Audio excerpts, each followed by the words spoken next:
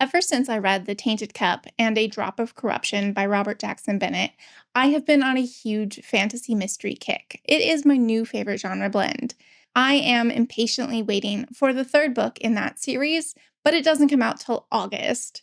So if you're looking for some fantasy mystery books that might scratch that itch while you're waiting, you're in the right place. Excellent. I am also going to include which books include a murder mystery because the Reddit fantasy bingo card has that as a prompt. I'm also going to include information about the audiobooks since that is how I primarily read. Let's just get right into it. So, the first logical step is to look at Robert Jackson Bennett's backlist. And I absolutely love the Divine Cities trilogy, which starts with The City of Stairs. Shara and her bodyguard, Sigurd, come to a city so that they can investigate the death of a former colleague. This does count as a murder mystery. During the course of her investigation, she uncovers lots of big secrets and has to try to figure out who would be willing to kill to keep those secrets. I also really like the world building. In Bulakov, the city that we start in, all of the gods are dead. The Kaj has killed them, and not only are they not there anymore, but several of the infrastructure and miracles that they were doing also disappeared. And so we have this very broken city. I loved this so much that I immediately went on to binge books 2 and 3 and had a really great time. The narrator for all 3 books is Alma Cuervo, and I thought she did a really good job. I'd also like to recommend The Stranger Times by C.K. McDonnell. If you saw my favorites of the year or just any of any of my recent videos, I cannot stop gushing about how much I like The Stranger Times. So this is also a murder mystery. We're following Hannah, who gets a job as the assistant editor at The Stranger Times, a paper that publishes the weird and wonderful. Shortly after she gets the job, a man called Simon is killed, and she and the rest of the staff investigate his death. This is set in a supernatural Manchester, where most of supernatural stuff is hidden.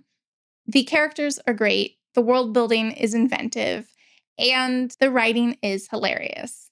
I definitely recommend getting the audiobook because Brendan McDonnell narrates all books that are in the series, and he is just like one of the most skilled narrators I've ever heard. He does accents, he does different voices, and I absolutely loved it.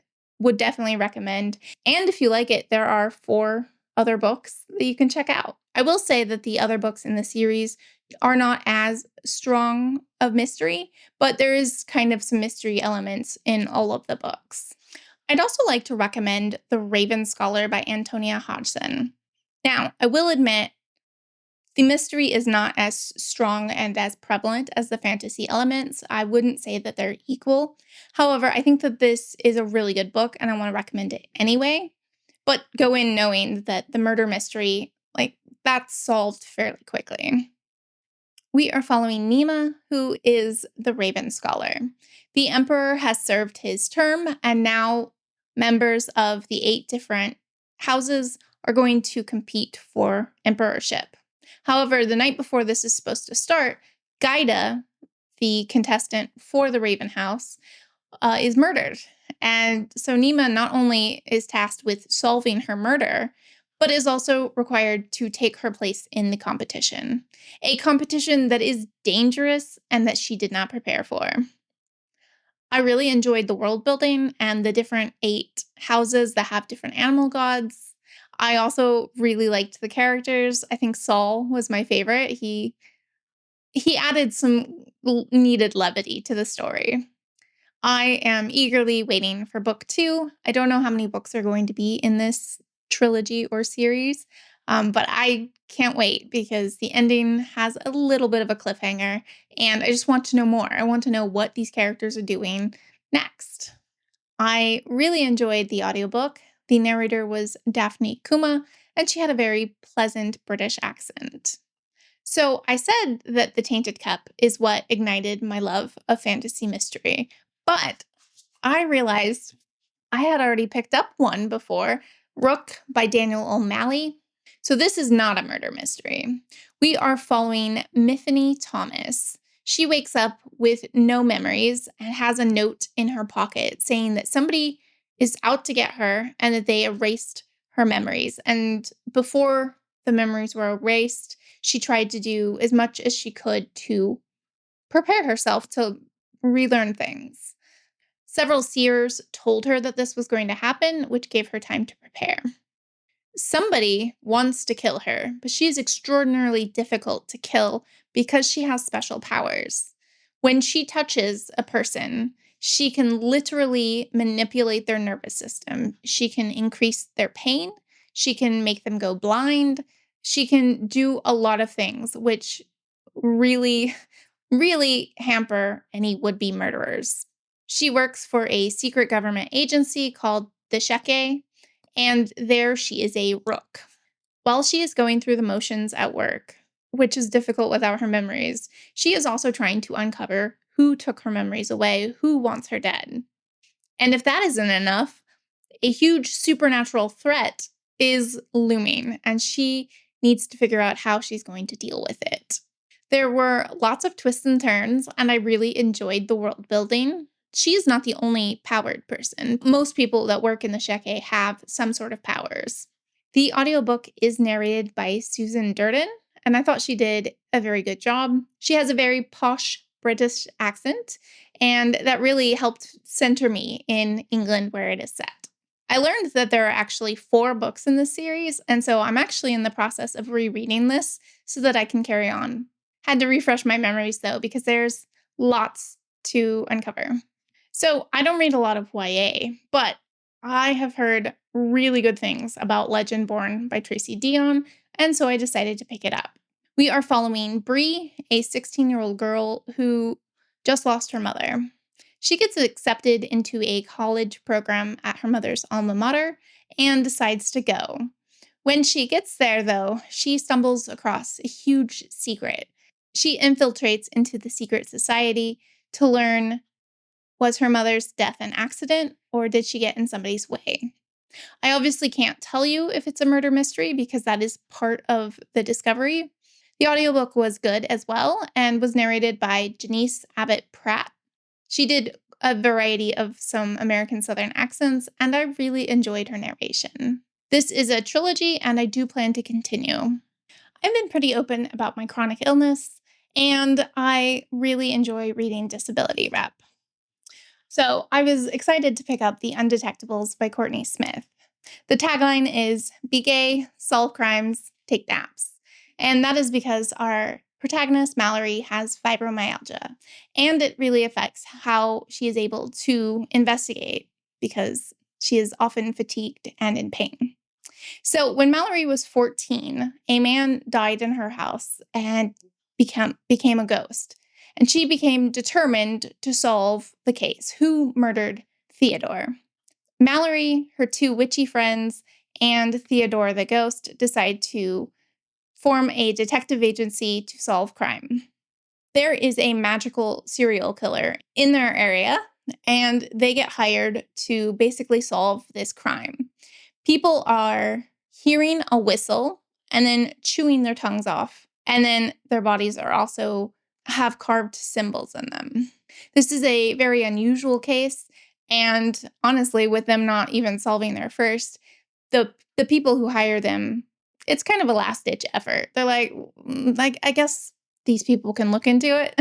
This is a fully magical world, and I think my favorite piece of world building was the beetles.